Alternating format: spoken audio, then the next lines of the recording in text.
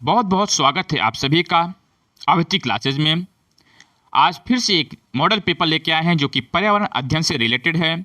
UP TET paper first में जो exam में बैठने वाले जितने भी लोग हैं उनके लिए यह बहुत ही महत्वपूर्ण साबित होने वाला है। और चलते हैं आज के पहले प्रश्न के ऊपर। और यहाँ पर है पहला प्रश्न कि वह एकमात्र सेंचुरी है जहाँ कश्मीरी महामृग पाया जाता है। जहां कश्मीरी महामृग पाया जाता है वह कौन सी सेंचुरी है? वह है दाचिगाम।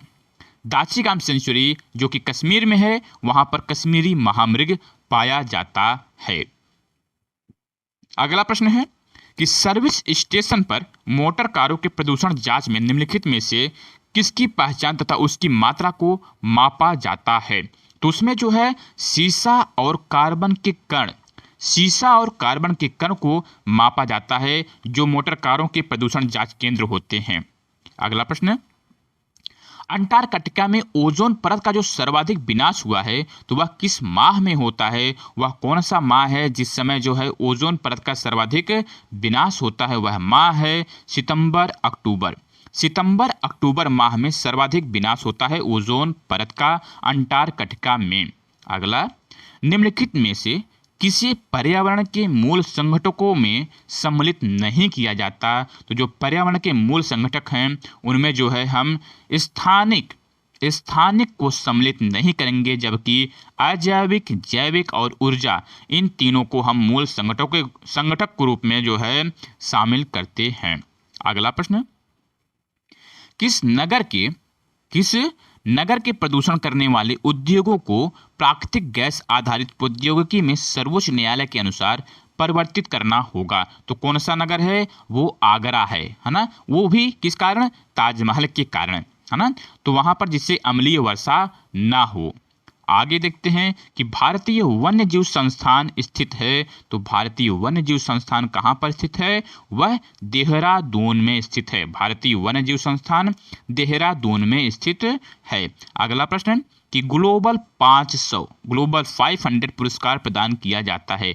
जो ग्लोबल 500 पुरस्कार प्रदान किया जाता है वो क्यों प्रदान किया जाता है? कहाँ पर? तो वह प्रदान किया जाता है पर्यावरण प्रतिरक्षा हेतु। पर्यावरण प्रतिरक्षा हेतु ग्लोबल 500 पुरस्कार प्रदान किया जाता है।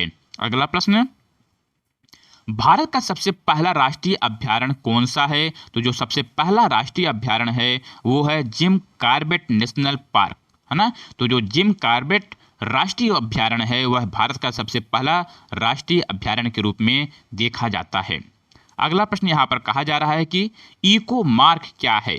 इको मार्क क्या है? तो इको मार्क क्या है? इको मार्क जो है पर्यावरण अनुकूली उपभोक्ता उत्पादन को नामपत्रित करने की योजना इको मार्क कहलाती है। इसके पहले भी बताया जा चुका है। और फिर अगले प्रश्न में चलते हैं कि धूल प्रदूषण रोकने के लिए उपयुक्त वृक्ष है। तो धूल प्रदूषण को रोकने के लिए सबसे उपयुक्त जो वृक्ष माना जाता है वो सीता अशोक का वृक्ष जो है धूल प्रदूषण रोकने के लिए सबसे उपयुक्त वृक्ष माना जाता है। अगला प्रश्न है कि किसी जल क्षेत्र में BOD की अधिकता संकेत देती है कि उसका जल कैसा हो चुका है? कि उसका जल जो है सीवेज से प्रदूषित हो रहा है। किससे? सीवेज से प्रदूषित हो रहा है अगर उसकी BOD की अधिकता संकेत आती है। अगला है कि भारत के जिस राज्य में उसके क्षेत्रफल का अधिकतम राष्ट्रीय प्रतिशत उद्योगों के अंतर्गत है वह कौन सा राज्य है? वह सिक्किम है। वह कौन सा राज्य है? वह सिक्किम है जिसका क्षेत्रफल का अधिकतम प्रतिशत राष्ट्रीय उद्योगों के अंतर्गत आता है, सिक्किम राज्य। आगे है कि स्टोन कैंसर जैसे खतरों का प्रमुख कारण किसको माना जाता है? उसका प्रमुख कारण यह है जो अम्ल वर्षा होती है। क्या? स्टोन कैंसर जैसे खतरे अम्ल वर्षा के कारण होते हैं। अगला, विश्व वन्य जीव निधि वर्ल्ड वाइल्ड लाइफ फंड का शुभंकर क्या है? तो उसका शुभंकर हम किसको मानते हैं? पांडा को मानते हैं। पांडा को हम विश्व वन्य जीव निधि का शुभंकर मानते हैं। अगला प्रश्न कि पृथ्वी पर जीवन के अस्तित्व के लिए सर्वाधिक महत्वपूर्ण आधार क्या है? तो जो सर्वाधिक महत्वपूर्ण आधार है वह क्या है? वह जो है पृथ्वी ग्रह का पर्यावरण। पृथ्वी ग्रह का पर्यावरण जो है जीवन के अस्तित्व के लिए सर्वाधिक महत्वपूर्ण आधार है।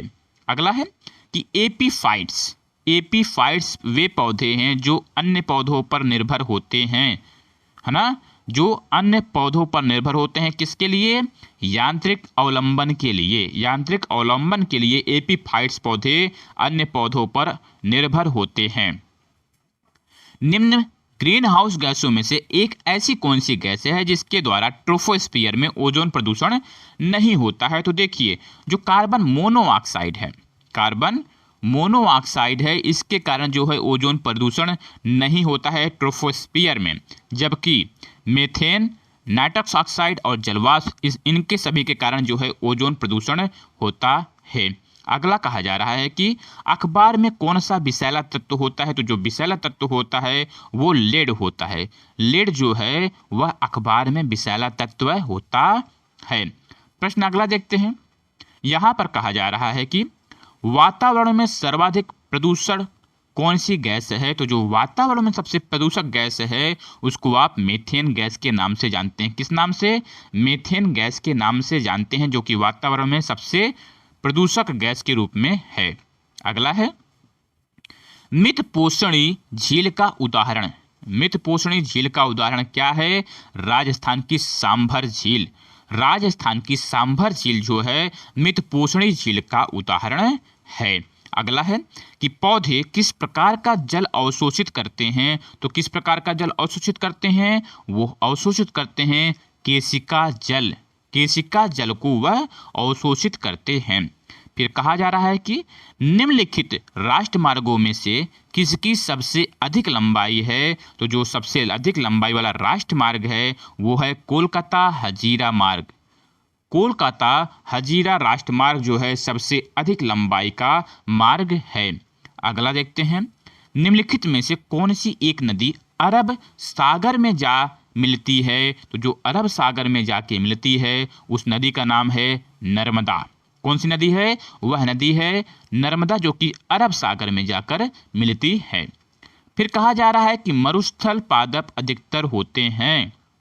मरुस्थल पादप अधिकतर होते हैं तो वो मांसल होते हैं। कैसे होते हैं? मांसल। मरुस्थल पादप अधिकतर कैसे होते हैं? मांसल होते हैं। अगला है कि निम्न में से कौन सरोवर या झील में तेजी से वृद्धि करते हैं? तो कौन है? वह जलकुंभी हैं। जलकुंभी जो होते हैं वो सरोवर या झील में तेजी से वृद्धि करते हैं। अगला है कि भारत के संविधान के अनुसार देश का प्रथम नागरिक कौन होता है? तो देश का प्रथम नागरिक, इसके पहले भी बताया जा चुका है कि राष्ट्रपति को हम भारत का प्रथम नागरिक के रूप में देखते हैं, और सर्वोच्च सेनापति होता है कौन? राष्ट्रपति। भारतीय संविधान के किस अनुच्छेद में राज्य की राजभाषा या भाषाएं अपनाने की प्रक्रिया को बताया गया है? तो वह राजभाषा जो है अनुच्छेद 345 के, है ना, अनुच्छेद 345 के तहत राज्य की राजभाषा या भाषाएं अपनाने की प्रक्रिया है। अगला देखते हैं। अगला प्रश्न कहा जा रहा है कि संविधान के अंतर्गत उच्चतम न्यायालय से विधि के प्रश्न पर राय लेने का अधिकार किसको है? तो वह विधि के प्रश्न पर राय लेने का जो अधिकार दिया गया है वो राष्ट्रपति को दिया गया है। किसको? राष्ट्रपति को दिया गया है। अगला है कि पर्यावरण विषय की शिक्षण प्रणाली को प्रभावशाली बनाने में निम्न में से किसका ही महत्वपूर्ण योगदान है? तो सबसे महत्वपूर्ण योगदान किसका होता है? वह प्रयोगात्मक कार्य, जो कि इसकी पहले भी मैं कई बार बता चुका हूं कि जो ऐसा कार्य होता है जब हम प्रयोग करके सीखते हैं तो वह ज्ञान बहुत स्थायी होता है। हम जब प्रत्यक्ष तरीके से सीखते हैं तो वह ज्ञान बहुत स्थायी होता है। और चलते चलते आप चैनल को जरूर सब्सक्राइब कर लें, क्योंकि आज ये है मॉडल पेपर का लास्ट प्रश्न। पर्यावरण अध्ययन की एक कक्षा में शिक्षक विद्यार्थियों से उसकी गर्मी की छुट्टियों के लिए किए गए भ्रमण पर बातचीत कर रहा है, क्योंकि उससे क्या होगा कि जो विद्यार्थियों के अनुभव ज्ञान रचना का आधार है ना, तो वो जो देखे हैं उनके बारे में जब वह रचना करेंगे, जब वह जो है अपने अनुभव को बताएंगे, तो उससे एक सृजनात्मक बुद्धि का निर्माण होता है, चिंतन प्रक्रिया का वो जो है निर्माण होता है बच्चों के अंदर। तो इस प्रकार से आज का यहाँ पर यह वीडियो यहीं पर समाप्त होता है। धन्यवाद।